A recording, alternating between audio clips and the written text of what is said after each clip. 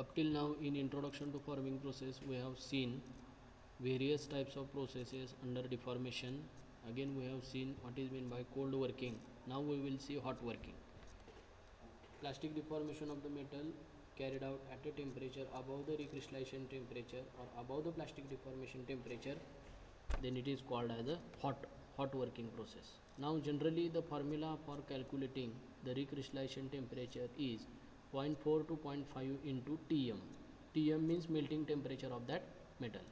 Means consider the melting point of the aluminum is 660 centigrade. We have to multiply to that 660 by 0.4 to 0.5, then whatever temperature we will get, that is the recrystallization temperature of that metal.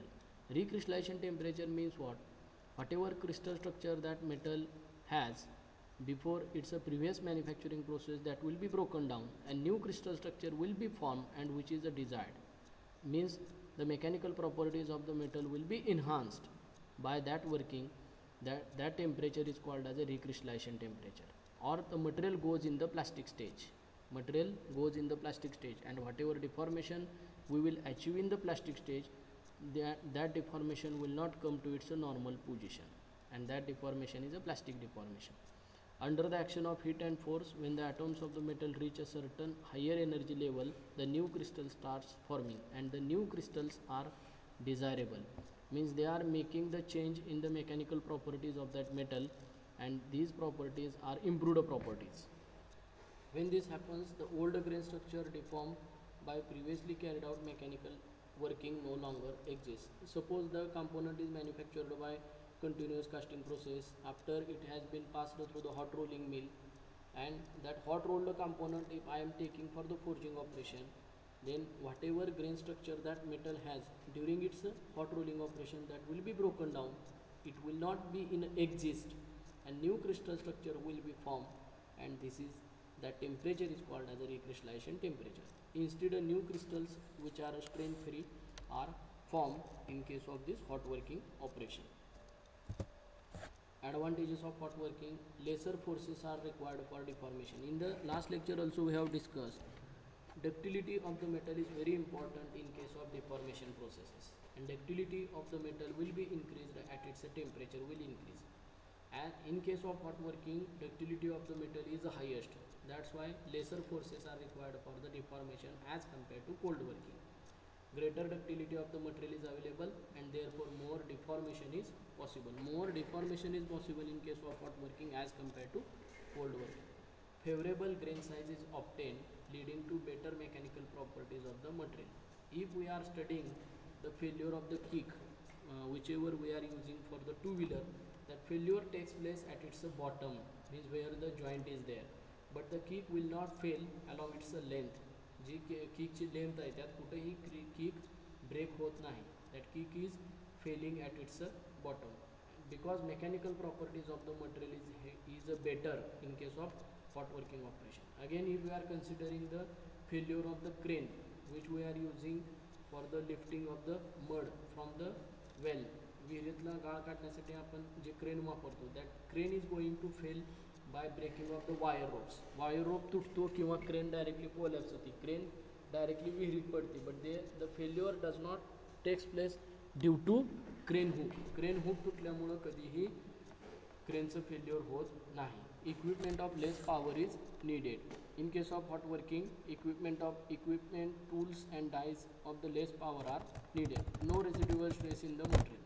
Material has a tendency, in case of hot working, material has a tendency to go for the deformation. That's why the material will not oppose the external applied force. That's why strain hardening will not take place. In case of cold working process, material is resisting to the external force. Material opposes the deformation in case of cold working operation. That's why strain hardening takes place. That strain hardening is the major defect in the cold work parts. And due to strain hardening, residual stresses are developed in case of cold working operations. But in case of hot working, there is no question of residual stresses because material has a tendency to go for a deformation with a maximum amount as compared to hot rolling.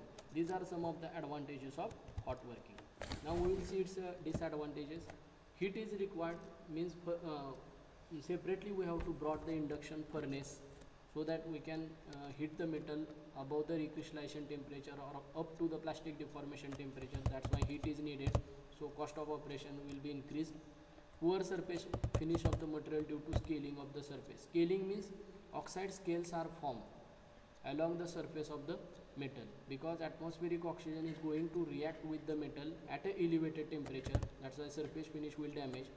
Accuracy and dimensional control is a poor in case of hot working as compared to cold working. Handling and maintaining of the hot metal is difficult and troublesome. Means operator has to wear the thermal resistance suit, then only that operator will work in the environment at an elevated temperature. Material handling and maintaining of that hot metal is difficult in case of hot working process as compared to cold working. Means in case of hot working we have to maintain the temperature. That's why after each blow of the hammer we have to spread the exothermic powder on that metal so that the heat is liberated, and that heat we have to utilize to increase the temperature of the metal. At the same time we can increase its ductility. That's why maintaining of that temperature as well as handling of that red hot component is a difficult or troublesome in case of hot working. Obviously the tools and equipments, they are exposed to the blows of the hammer at a higher temperature. That's why life of the tools and equipment is less in a case of hot working as compared to cold working. These are few of the disadvantages of hot working operation. Here we will stop. In the next lecture we will start the forging process.